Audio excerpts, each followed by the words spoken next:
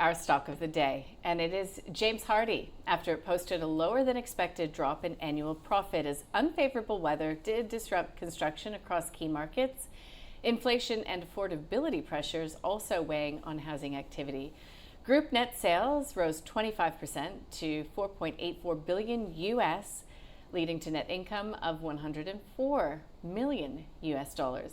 Costs relating to the Aztec restructuring and asbestos compensation also weighed on the result. Fourth quarter sales, though, rose 45% year on year to 1.4 billion US, while quarterly earnings of 1.27 billion were above expectations. James Hardie says it is not assuming a broader housing market recovery in FY27, forecasting 2027 net sales between 5.25 billion US and 5.4 billion US, roughly speaking. So shares down in tandem with the market today. Let's get a view from my experts. I'll just start on my right, Jonathan Tacadena. James Hardie, because a really interesting scenario when you look at housing in the United States, particularly if, we start to see rate cuts as opposed to rate hikes there. Oh, rate cuts? No, but the bond market's not saying that, though. Yeah. That's the main problem over there. So James Hardie, great results, but it's just in the wrong sector at the moment. Obviously, the bond market has spoken.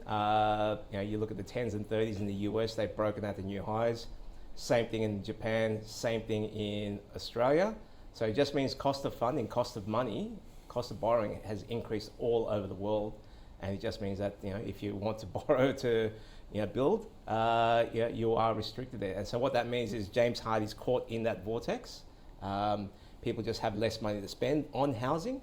And, even though these results are great results, considering the tough conditions, and it's been run really well, they're just in a tough spot at the moment. So for me, I don't see that changing anytime soon. I think this rising inflation, rising yield, bond yield, and higher rates environment continues.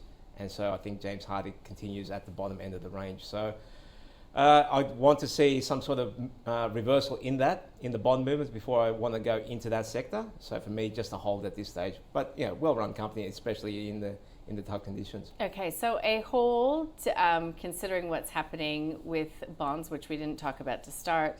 Is it good value, though? Because even if you put aside some of the corporate governance issues, if you put aside this Aztec acquisition, it's looking pretty cheap. Yeah, I think given the headwinds, you'll have opportunities where it can get cheaper. So obviously it's very cyclical. The question is, are we at the bottom of the cycle? Has it been oversold?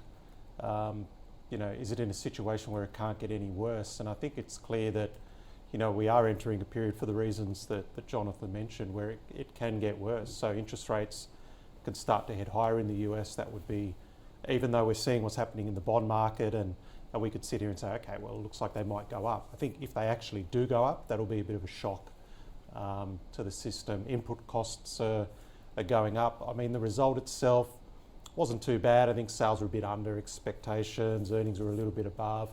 I don't think anyone had great expectations anyway for James Hardie, but I don't think we've reached that sort of bottoming out phase yet. So it could get cheaper.